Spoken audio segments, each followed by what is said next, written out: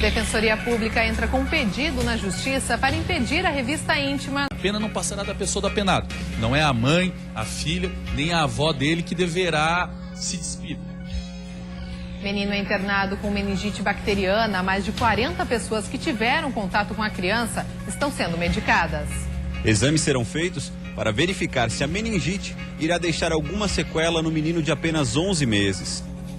Mais um caso de gripe A confirmado no oeste do estado. Seguem as buscas pelo adolescente que desapareceu na Praia Brava, em Itajaí. 3 mergulhadores na água para ver se a gente acha esse corpo aí o quanto antes. Bom de cálculo, estudante de Capinzal se destaca na Olimpíada Nacional de Matemática, conquistando medalha de ouro.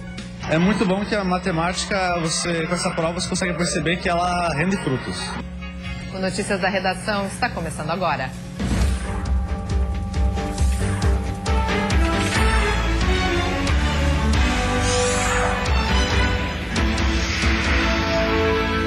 Olá, boa tarde. A Defensoria Pública de Santa Catarina entrou com um pedido na Justiça para impedir a revista íntima na colônia agrícola de Palhoça. Pedido que, se for aceito, pode desencadear outras ações em prol dos familiares dos presos de todas as unidades.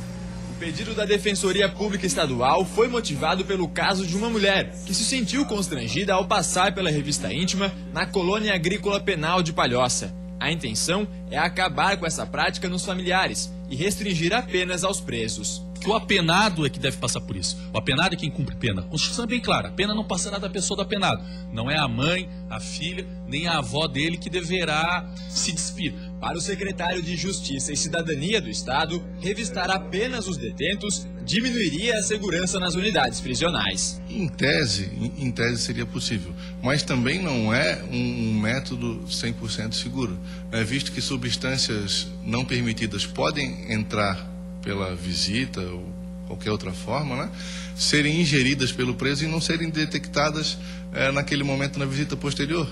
Esse primeiro pedido da Defensoria Pública Estadual é específico a um caso e deve ser julgado até o fim da semana. Se for aceito, poderá desencadear ações coletivas da própria Defensoria, beneficiando todos os familiares de presos. Isso é horrível, deveria ter um raio-x, até porque as mulheres grávidas sofrem muito com isso. Não só eu, elas principalmente. A forma mais segura de substituir a revista íntima seria a compra de scanners de raio-x. O problema é o alto custo para a aquisição desses aparelhos. A conta ultrapassaria o valor de 20 milhões de reais.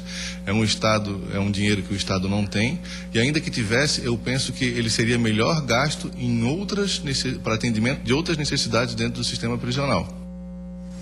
Policiais civis de todo o estado prestam durante o dia de hoje apoio à paralisação nacional promovida pela Confederação Brasileira de Trabalhadores Policiais Civis, que pede melhorias nas condições de trabalho. Apesar do apoio aqui em Santa Catarina, os profissionais decidiram não interromper as atividades e as delegacias permanecem abertas sem prejuízo à população. E no sul do estado, um menino de 11 meses foi diagnosticado com meningite bacteriana. Diversas pessoas que tiveram contato com a criança precisaram ser medicadas.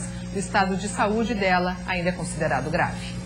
Pelo menos 43 pessoas que tiveram contato com o menino já foram medicadas. Entre elas, alunos, professores, familiares e funcionários do hospital. O caso foi diagnosticado como meningite bacteriana. A criança segue internada neste hospital e o estado de saúde ainda é considerado grave, mas sem risco de morte. Exames serão feitos para verificar se a meningite irá deixar alguma sequela no menino de apenas 11 meses. Na creche onde ele estuda, somente os professores que tinham contato direto e alunos da mesma sala receberam a medicação. Isso porque só com o contato direto a meningite bacteriana é transmitida. Funcionários da vigilância epidemiológica já estiveram no local. A escola agora já está normal, né? No caso, foi orientado os pais, foi explicado, a Patrícia da vigilância epidemiológica esteve na escola, na reunião, explicou e deu todas as orientações, explicou todos os sintomas e como é o contágio, e tranquilizou bastante, assim, foi bem tranquilo. Este foi o primeiro caso registrado da doença este ano em Tubarão. Já no ano passado, dos 8 casos diagnosticados, 2 pessoas acabaram morrendo.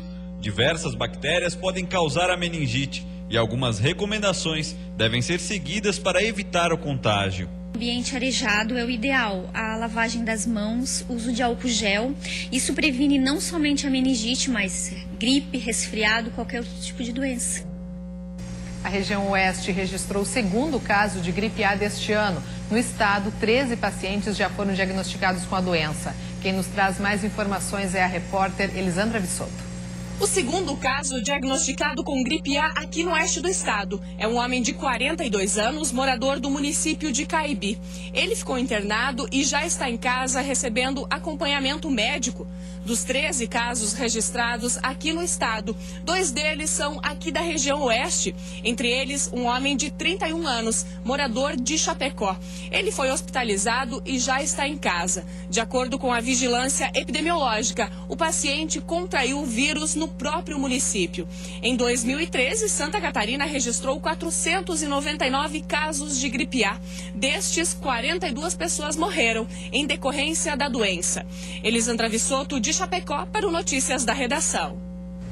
Você vai ver depois do intervalo, onda de furtos a carros preocupa moradores do meio oeste do estado. E ainda seguem as buscas pelo adolescente de 17 anos que desapareceu na Praia Brava, em Itajaí. 3 mergulhadores na água para ver se a gente acha esse corpo aí o quanto antes. A gente volta em 1 minuto.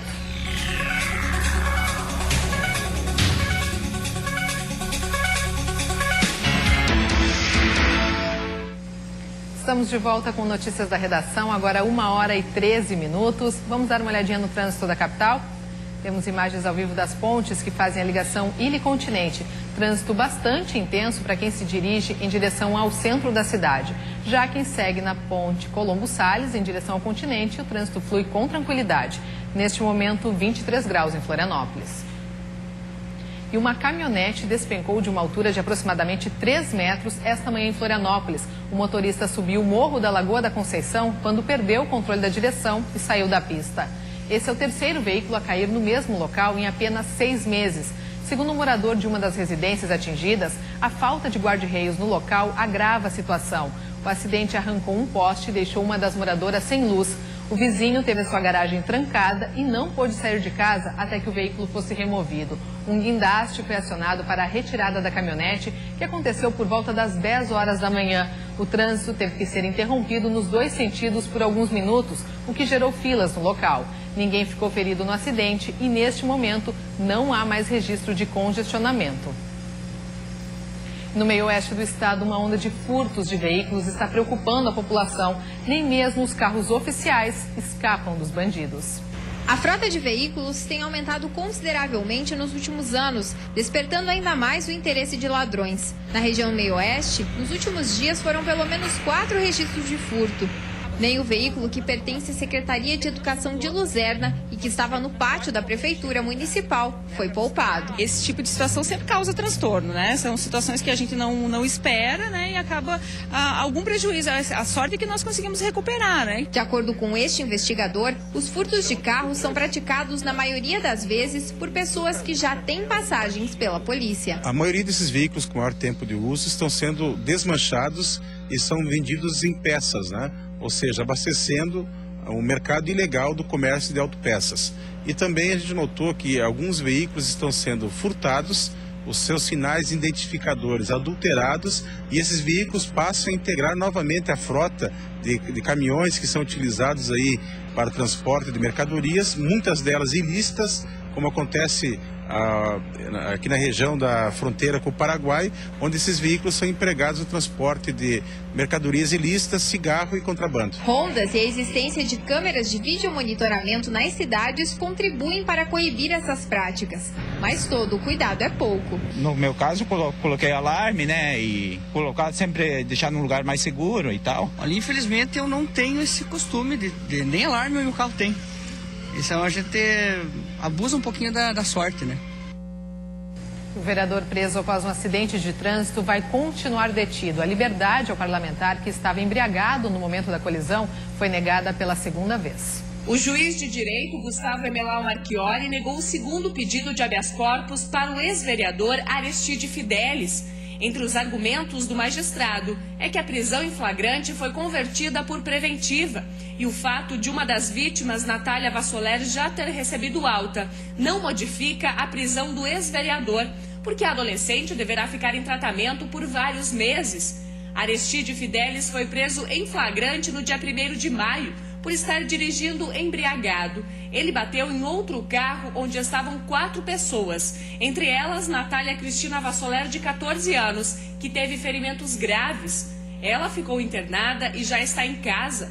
O advogado de defesa de Fidelis só deverá se pronunciar sobre o assunto quando o cliente estiver em liberdade.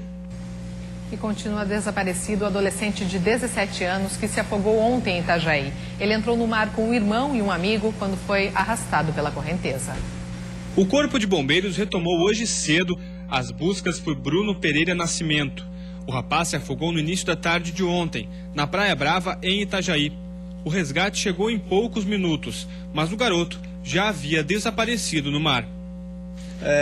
Estamos ainda com o jet ski fazendo essa busca visual, tentando ver se localiza visualmente esse corpo, e 3 mergulhadores na água para ver se a gente acha esse corpo aí o quanto antes. O adolescente de 17 anos, natural de Curitiba, estava há poucos dias no litoral catarinense. No começo da tarde desta terça-feira, ele foi visitar o irmão, que prestava serviço em uma construção à beira-mar em Itajaí. No horário de intervalo, os dois, na companhia de um amigo, resolveram entrar no mar e foi neste momento que o afogamento aconteceu. As testemunhas do acidente contaram que o rapaz estava com a água na altura dos joelhos quando foi levado pela correnteza. O irmão do garoto e um amigo ainda tentaram resgatá-lo, mas para que também não fossem levados, tiveram que soltá-lo. As equipes do Corpo de Bombeiros de Balneário Camboriú e Itajaí trabalham nas buscas. O local em que aconteceu o afogamento é conhecido pelas fortes correntes de retorno e pela irregularidade do solo. Entretanto, fora da temporada de verão, a região não é monitorada por guarda-vidas. Então, deixar o recado aí para as pessoas que tomem bastante cuidado e que, se porventura cair em um buraco desse aqui nessa praia, às vezes é só nadar para o lado que já tem esse banco de areia e já consegue sair aí dessa corrente de retorno. O que não foi o que aconteceu com esse rapaz. E depois do intervalo, tem a previsão do tempo, a chance de chuva forte e queda de granizo para todo o estado ainda esta tarde. E vamos conhecer o estudante de Capinzal, que é bom de matemática. Ele se destacou na Olimpíada Nacional e conquistou a medalha de ouro. É muito bom que a matemática, com essa prova, você consegue perceber que ela rende frutos. Nós voltamos em instantes.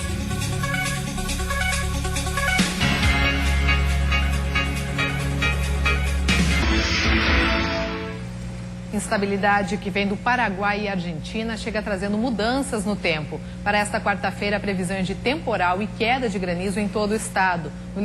No oeste e no litoral sul, pode chover ainda mais forte entre a tarde e o início da noite. Confira os detalhes no mapa. Na Serra, tempo encoberto e chuvoso, com máxima de 18 graus. Na região norte, muita nebulosidade e pancadas de chuva ao longo do dia. Máxima não passa dos 24. No oeste, céu nublado e com possibilidade de chuva. Máxima de 23 graus. No Vale do Itajaí, muitas nuvens e chance de chuva no início da noite. Temperatura não passa dos 22. No sul, os termômetros também chegam aos 22 graus e há possibilidade de chuva forte. Na Grande Florianópolis, muitas nuvens durante a tarde e chuva forte no fim do dia. Máxima de 23 graus. Com o objetivo de denunciar qualquer tipo de discriminação ou preconceito e ainda prestar assistência às vítimas desse crime, está em funcionamento o projeto SOS Racismo aqui em Florianópolis. O projeto SOS Racismo, em funcionamento há poucos dias, é um apelo contra a discriminação e prevê que os próprios alunos prestem atendimento psicológico e jurídico às vítimas. A ideia também é discutir o racismo entre os estudantes, já que aqui na universidade circulam milhares de pessoas diariamente. Ações para tentar impedir que novos casos sejam registrados aqui no estado. Há poucas semanas, cartazes em apologia ao nazismo foram retirados de postes em Itajaí. A crença racista coordenada por Hitler exterminou milhões de pessoas ao redor do mundo. Para o Conselho Estadual de Populações Afrodescendentes, os negros também ainda sofrem com a discriminação. Tudo por falta de uma ação pedagógica mais ampla e políticas cidadãs. Esses avanços só serão positivos à medida em que a gente entender na nossa sociedade que o racismo é uma doença e dessa forma ele precisa ser tratado.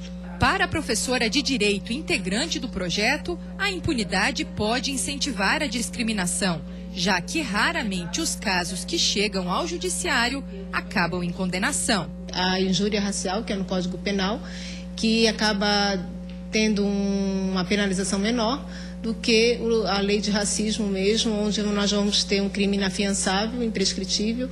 Já para a coordenadora do programa e professora de psicologia, os efeitos na vida de quem sofre preconceito de qualquer natureza podem ser graves e até mesmo gerar traumas. Quando essa pessoa ela é atacada por conta dessa questão dessa identidade, isso afere numa amplitude muito maior do que um simples xingamento. A matemática não é uma disciplina que agrada a todos os estudantes, mas para alguns a ciência exata está longe de ser um bicho-papão. Alunos da rede pública de Capinzal, por exemplo, conseguiram se destacar na última edição da Olimpíada Nacional de Matemática e até medalha de ouro levaram para casa. O primeiro número primo pelo qual nós temos que dividir é o 2, que logo resultou 24. Dividido novamente pelo 2, resultou em 12. Números e mais números. Fórmulas que deixam qualquer um confuso. Quando o assunto é matemática, é raro encontrar quem não tenha alguma dificuldade. Eu gosto de matemática, mas eu tenho às vezes dificuldade. A matemática em si não é a minha praia. Mas esse não é o caso de Diogo, de 13 anos. O menino tem se revelado um talento dos números. Ele, que já havia recebido medalha de bronze e prata em edições anteriores, conseguiu o ouro na última edição da Olimpíada Nacional de Matemática das Escolas Públicas. Competição que envolve escolas de todo o país. Você pode ganhar muitas coisas com a matemática, você pode ter muitos frutos. Por exemplo, você pode conseguir viagens, você ganha bolsas com isso. É muito bom que a matemática, com essa prova, você consegue perceber que ela rende frutos. Para quem acha que ele é exceção, outros 12 alunos do município de Capinzal também tiveram bons resultados. A gente tem que oferecer aos nossos alunos diferentes possibilidades para eles entrarem em contato com o conhecimento e se desenvolver de forma integral. Então, esses concursos proporcionam justamente isso, porque eles trazem questões, sempre situações, problemas contextualizadas, significativas, que fazem com que eles se envolvam e passem também a gostar de matemática e também a descobrir talentos, também é um dos nossos objetivos. E quem quiser seguir o exemplo, a hora é de prestar atenção. A professora garante que é possível sim aprender a gostar de matemática. Com força de vontade e pegar as questões, refazer elas, às vezes faz com que as questões se tornem fáceis, que você possa utilizar no dia a dia e basta um pouquinho de estudar, um pouco mais de esforço, todo mundo consegue pode chegar lá. E hoje nós ficamos por aqui e voltamos amanhã a partir da 1h05 da tarde. Eu espero por você. Até lá!